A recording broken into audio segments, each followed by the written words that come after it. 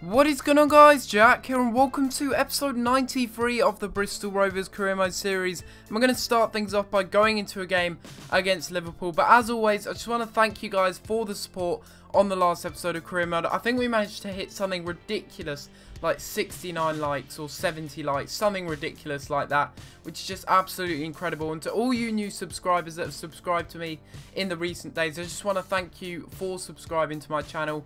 I will be uploading a little bit more regularly very soon basically, but at the moment I haven't been able to upload as regularly as I want to. It's been once every other day, but I guess that gives time for the guys that don't watch my videos every day to kind of catch up on the series a little bit. But anyway, we're going into the first game of the episode, and it is going to be against Liverpool in the Barclays Premier League. They've got a really strong side, and one that I was really fearing because I know that they'd be a tough opponent. And the first chance in the game did come to Liverpool actually, as we did foul Sterling with Hewitt, our right back, and they did pick up a free kick as a result of this, and they would wait for the whole time until they would actually take the free kick and not do a short or a quick free kick, and they'd pick up the ball. And that is probably one of the most ridiculous goals I've ever seen on career mode. I'm not even going to lie. That is an absolutely incredible strike. How on earth he got that into the back of the net, I have no idea. That's probably the best goal, not that I've scored of course, because I didn't score it, but the best goal that I've actually seen scored by the AI. That was outside the box, first time strike, and it flew into the top corner. Jordan Henderson with an absolute wonder strike, and that puts them 1-0 up here, and I could not believe my luck. I mean, the accuracy on that was just absolutely ridiculous. And going into half-time, they were really dominant. They did deserve to be in the lead, but not through that kind of goal. I mean, that was incredible, and I wouldn't have expected that from the AI, especially on World Class. You don't usually get that, or it's very rare in fact. I don't think I've ever seen such a good goal like that, and that's going to be going down as one of the best goals that I've ever witnessed on this game.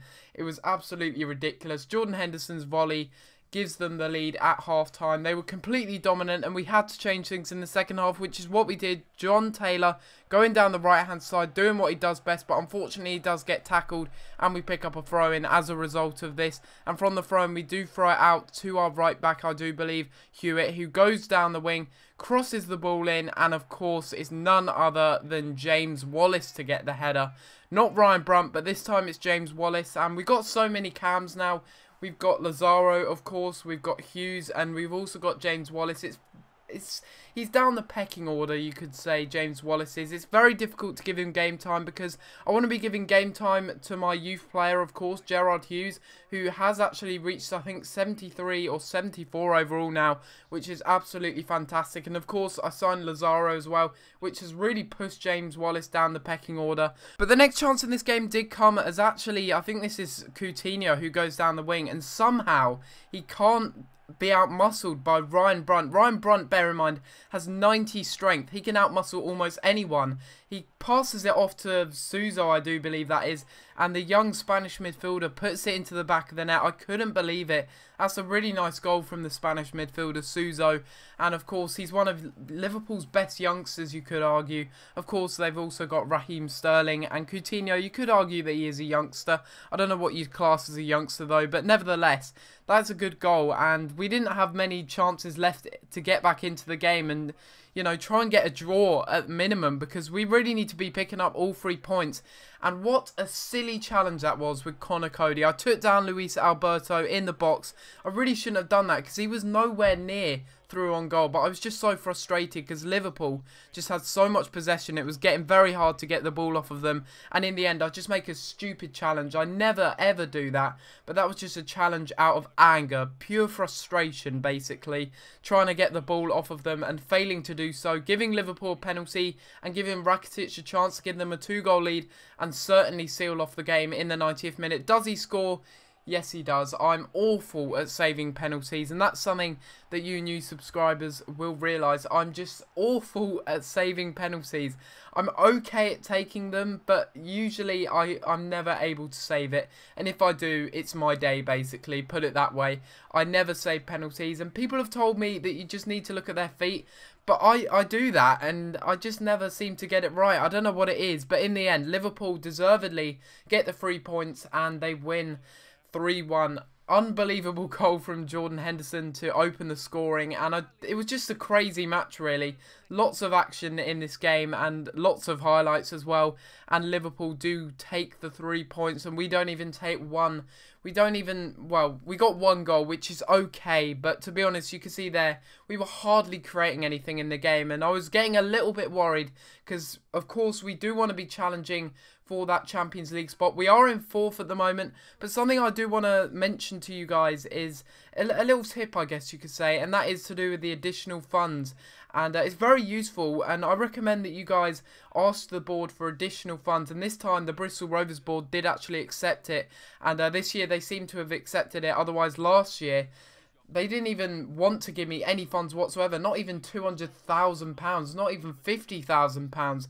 They didn't want to give me anything, but this year they were a little bit more lenient. And what I do is I request funds before the transfer window opens, and then I request it when the transfer window has opened. I don't know if it is a little bit of a glitch, but I request the same amount and the same kind of objectives as well.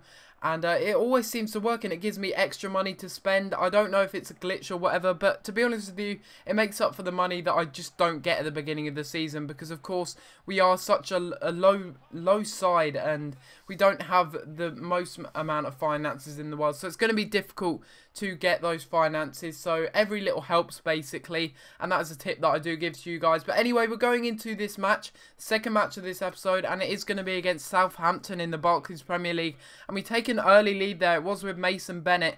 Ryan Brunt hits the crossbar with a header, but the follow-up is put into the back of the net. A lovely diving header from Mason Bennett, our star striker, you could argue. Although Ryan Brunt has been doing well, Mason Bennett is kind of a hidden player within the team. He's not really, he's a bit underrated, you could argue, in the fact that he's always performing. And right here, I don't know how he got through. He was always losing that race, but for some reason he managed to muscle the defender out the way. He doesn't have the best strength in the world, but he somehow managed to get past the defender and beat him. He's got incredible sprint speed, but awful acceleration in my opinion. I mean, he's got about 72 acceleration, but 87 sprint speed. So when he's up to that full sprint speed, he's able just to blast past defenders, and that gave us a 2-0 lead. But we were completely dominant in this game, and as Lazaro passes it back to Lainton here, he goes for the goal kick, and it's played through to Ryan Brunt. Ryan Brunt does a first time through ball over to Mason Bennett.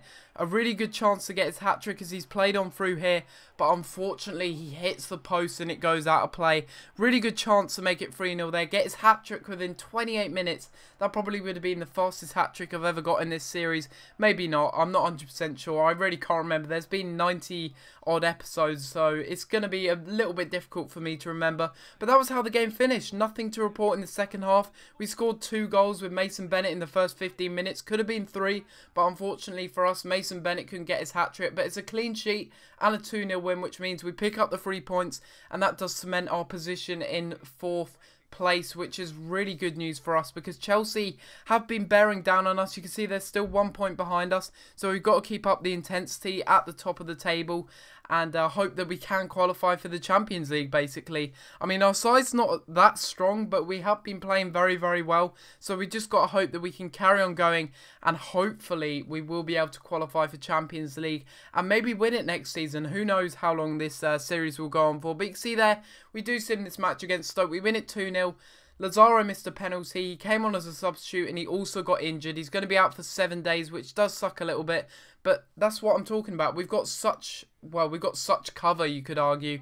And we've got James Wallace, we've got Gerrard Hughes. We don't really need to worry about Lazaro. He's been perfectly fine this season, and if he does, or if a Cam does leave, hopefully it won't be Gerrard Hughes, but if James Wallace does leave, it doesn't really matter too much, because of course we got Lazaro and we got Gerrard Hughes, who is growing absolutely fantastically. He's not playing that often at the moment, because of course there's a lot of players that I want to give some game time to. I want to give like even game time to each player, each Cam that we do have, as I want to keep team morale up, and that really does help on career mode, keeping team morale up, because if you don't do that and the players that you're playing have low morale, they're not going to perform at all, and that is exactly why we are coming away with such great performances.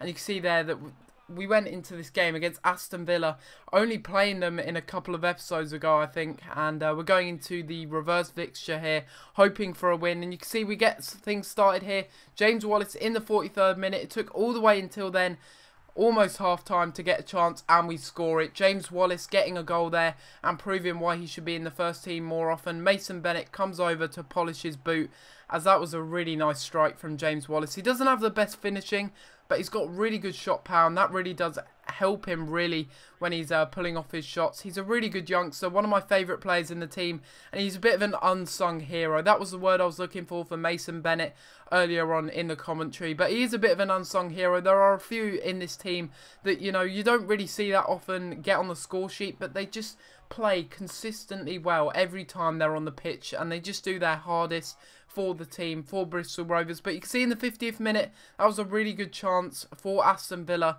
to level up the scoring, but it's a really clever save by Leighton, coming off his line and making sure they don't score and level up the play. But unfortunately for us, they get a really good chance here, and wow, that was very, very close from Luna. A really good chance, and they were piling on the pressure. I could feel it coming, and in the 75th minute, they get a really good chance here as Luna plays it through all the way to, I do believe that is Hellenius. Hellenius goes down the wing, crosses it in, and it's a goal from a header. I couldn't believe it. They score from a header. I do believe that's Dzuba. I don't know how you pronounce his name. I think it's... I honestly don't know. I don't want to pronounce his name because I've probably butchered it already. But the Aston Villa striker puts it into the back of the net and levels it up anyway. And we really did need to pick up these 3 points. And as Connor Cody gets on the ball here, he plays it over the top to Valentino Lazaro. Lazaro tries to cut inside, but unfortunately, Kieran Clark tackles and clears. But it falls to Connor Cody again, the man who set up the pass, and he puts it into the back of the net. Really good strike with his right boot. And that is a great goal, and that does ensure that we pick up the 3 points here. A really, really nice goal, and he's really come to the rescue. He doesn't have the best finishing, but twice he has come to the rescue in these games in the Barclays Premier League, and he's helped us pick up these 3 points. It's a really nice strike. First time he puts it into the back of the net, and that does pick us up the 3 points, which is really good news. And we win the game 2-1, but only just winning the game late on in the 80th minute. But hopefully you guys have enjoyed this episode of Career Mode. I will be having a FIFA 15 Career Mode wishlist video out tomorrow, so hopefully you guys will enjoy that. Remember to leave a like on the video if you have enjoyed, and subscribe if you're new, and I'll see you next time for another video. Thanks for watching.